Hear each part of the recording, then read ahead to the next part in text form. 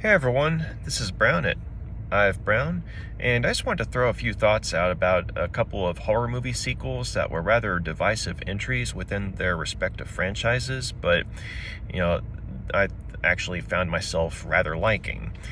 And the first thing that comes to mind for me is Halloween 3 Season of the Witch, and it was directed by Tommy Lee Wallace, who is arguably best known for doing Fright Night 2, as well as the two-part miniseries for TV, It, with Tim Curry as Pennywise.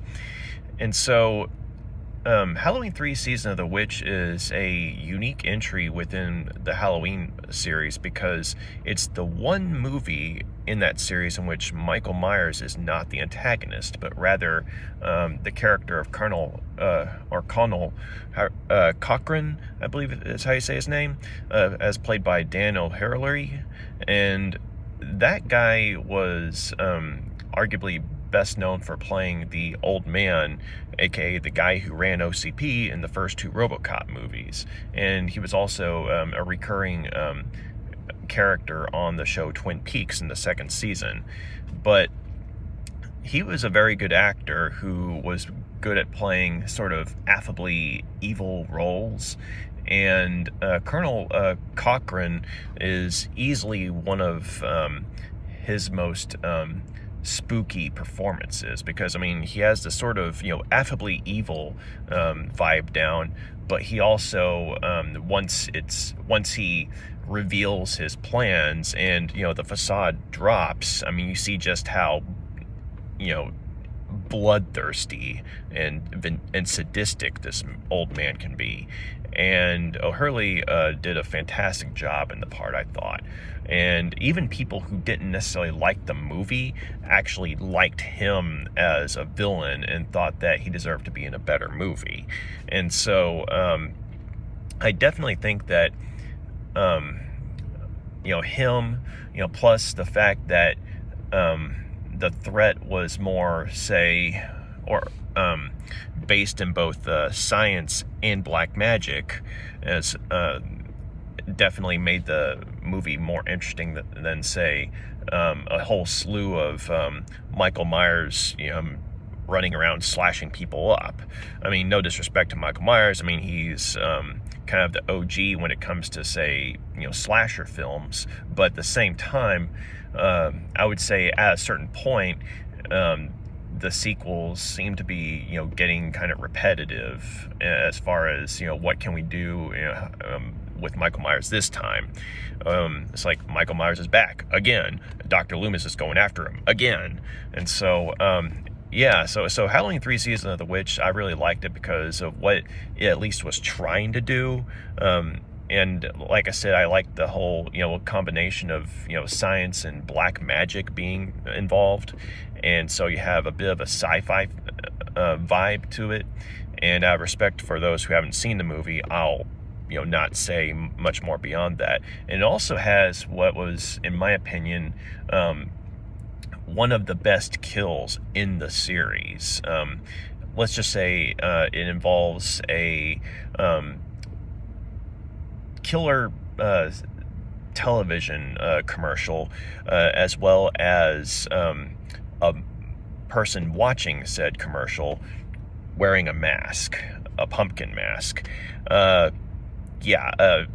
way that they did that kill in terms of like practical effects and what happens to the poor victim, it's like, say what you will about the actual movie, but that's easily one of the most disturbing kills within the movie, within the series as well. And so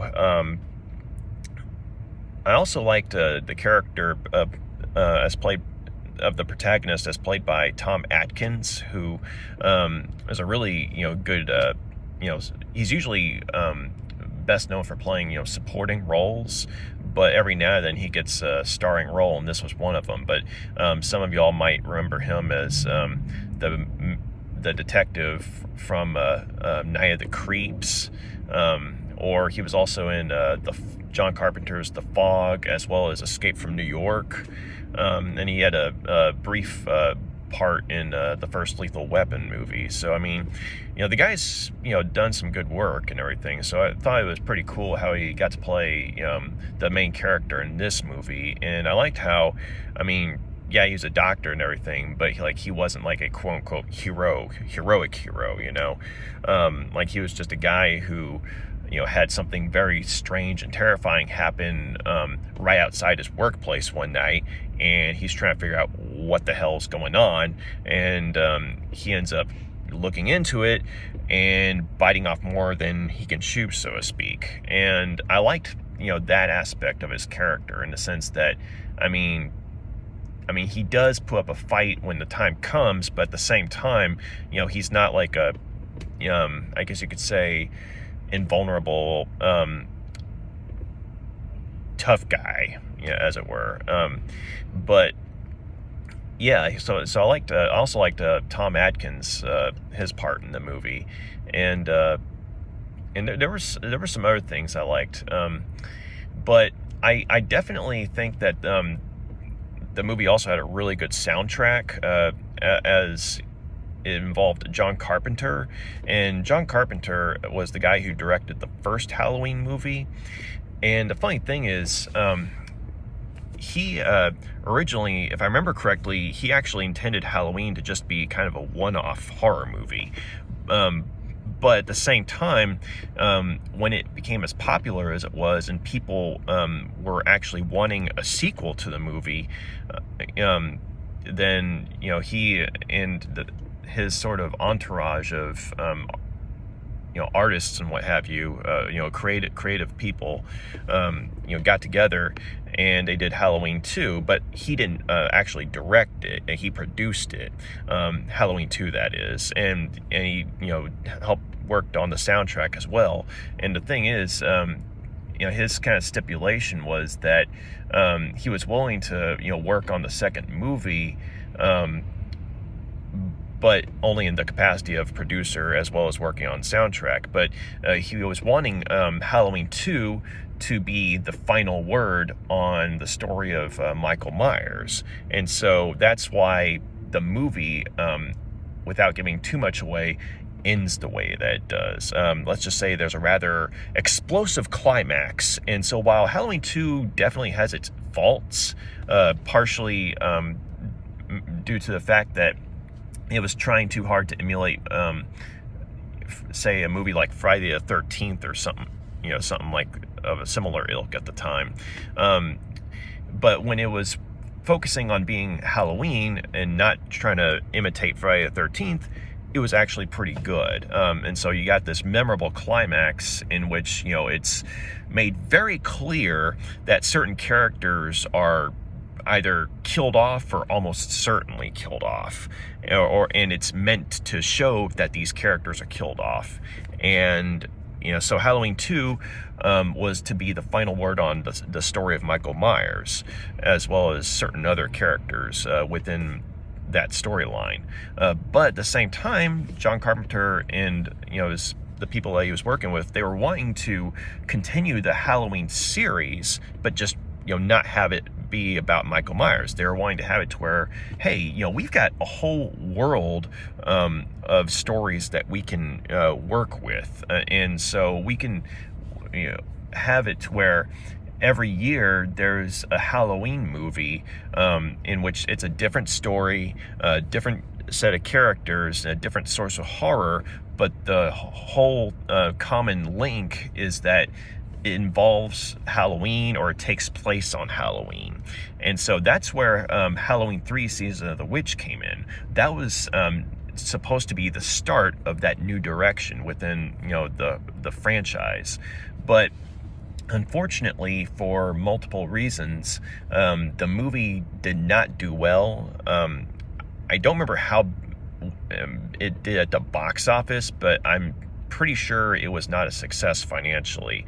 And the majority of the people that saw it, they went in wanting to see Michael Myers, because, like it or not, when you think of Halloween, as in, the name of the series, Halloween, you think of Michael Myers. And so when they go to see Season of the Witch and they don't see Michael Myers, with the exception of a throwaway gag in which in this particular universe, the Halloween was, just a scary movie, and so there's like a quick, gag of a television ad for the movie Halloween, and you hear an announcer saying, "The night he came home," So I mean, so other than that, Michael Myers, there was no mention, no sign of Michael Myers, nothing. So people were like, "Where the blank is Michael Myers, man?" And so a lot of people got pissed off about that, and I think in that respect, the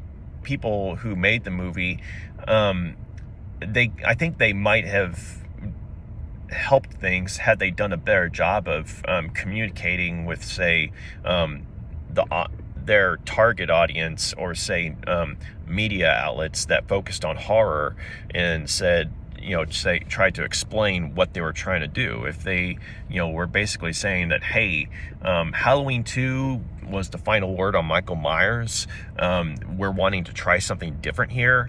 So Halloween 3 Season of the Witch does not have Michael Myers. This is a new story. But, please, give it a shot. Let's, see how this new direction goes, or something like that. And who knows? I mean, horror fans tend to have a certain amount of goodwill. If the people involved in making horror, whether it be books or movies, are, say, going out of their way to interact with the fans, or at least communicate with them.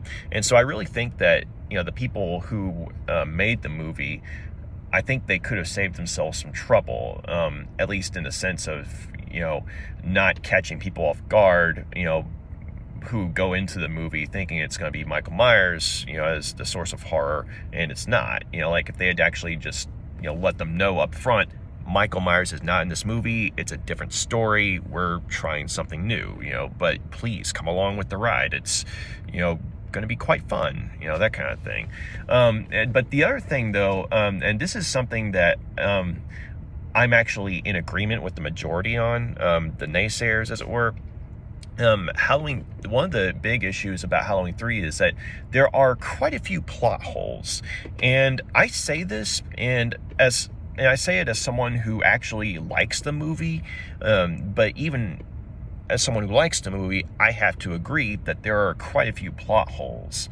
And they do try to have a couple of explanations for certain things, but oftentimes the explanations are either too vague or hand-waved, or it's just, with a few exceptions. I mean, when it comes to, say, I guess, certain aspects, like, say, Cochrane's intent and goal, I mean, that part's pretty good. I mean, that part's spooky. But then when it comes to, say, the hows and, methods and what have you, and, say, certain issues with time zones and Stonehenge, that comes up too. That's when things get kind of, I'm sorry, can we back this up a little? How does this work? And the thing is, like, I hate to say that because, like I said, I like the movie, but yeah, that is a problem. I mean, on one hand, you don't want to, give out too much. You don't want to, give everything up in one go to the audience, because otherwise they're kind of like, well, there's not really much incentive to stick around now, is there? And to be fair, there's a good twist here and there. It's just, I guess, the way they executed it, like maybe, if the director and the writer, or if the creative team had maybe put their heads together to make things a little more, I guess you could say, clear as far as certain aspects of the movie, and I guess, where the source of horror comes into play, I think that might have actually helped. But as it is, I mean, I actually think it's a solid movie. I mean, I wouldn't quite call it good, but I mean, I would definitely say it's a decent movie overall. Flawed, but solid. I would easily give Season of the Witch 3 out of 5 stars. And to be fair, I haven't seen every single movie within the Halloween series, but at the same time, from what I've heard about the movies, it just kind of like, I know that Halloween eventually, right after Halloween 3 Season of the Witch, didn't do well, they went right back to Michael Myers with Halloween 4. And that movie, from what I understand, is one of the better entries in the series, at least as far as Michael Myers goes. But at the same time, it seems like, right after that, 5 and 6, I haven't heard much in the way of good things about those movies, and then you had Halloween H2O, which I haven't seen it, but I heard that it wasn't bad, and it was cool that they brought Jamie Lee Curtis back, but then they did Halloween Resurrection, which I've heard enough about that movie to where it's like, as much flack as Season of the Witch gets, at least it's not Halloween Resurrection. But I also saw the first Rob Zombie movie, the first Rob Zombie adaptation of Halloween, and there were a couple things I liked about that movie, but I didn't like the movie, if that makes sense.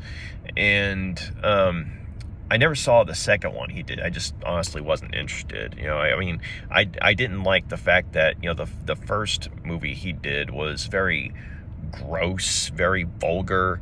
There were a couple of good things about the movie here and there, but it was a very unpleasant ride. I actually felt dirty watching it, if that makes sense. But I did like seeing Malcolm McDowell's take on Dr. Loomis. That was actually pretty good.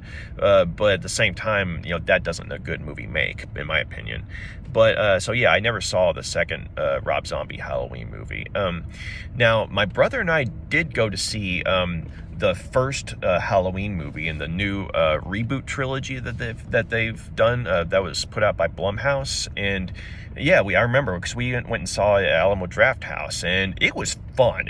We had a good time. The atmosphere was good.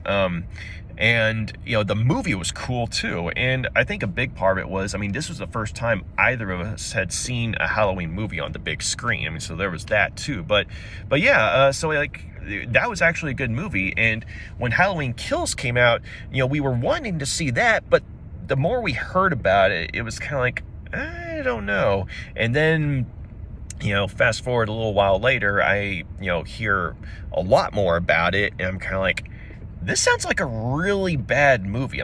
Yeah, I'm sure there's some good kills and what have you, but, it's like the first Halloween prequel had like, not prequel, I'm sorry. The first Halloween entry in this reboot trilogy, it had pretty good writing and characters and what have you, to go along with the scares and gore. But then it's like, everything I heard about Halloween Kills, it's like all that good writing goes out the window.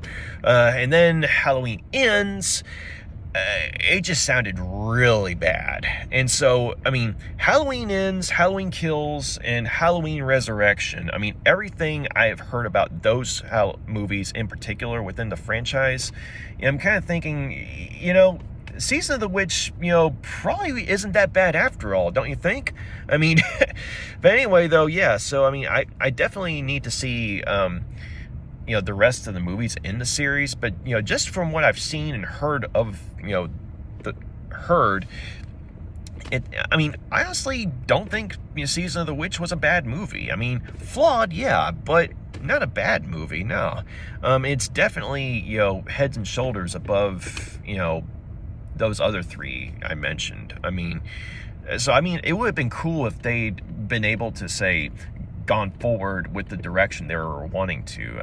Like maybe they'd had, a couple more movies within this, whole idea of, the whole franchise being centered on Halloween, but each movie being a different story with different characters. I would have liked to have seen that. If Halloween 3 Season of the Witch had been a success, I'm sure that would have opened the door for another, entry or two in the similar vein.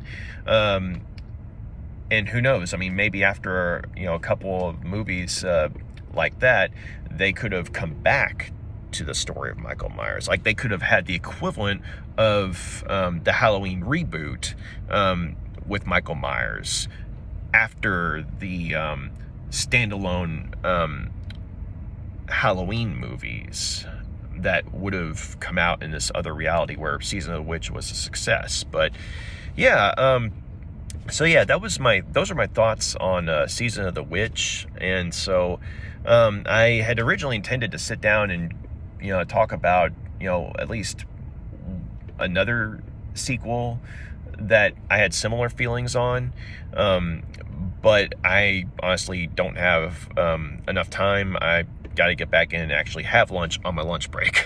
But at the very least, I threw out some thoughts about Season of the Witch. So yeah, if y'all have any questions, comments, please feel free to drop a line, let me know. And if you like what you see, please feel free to subscribe and or like. And yeah, if anyone is wanting to give some feedback, I would love to hear it. So y'all have a good day. Thank you. Bye.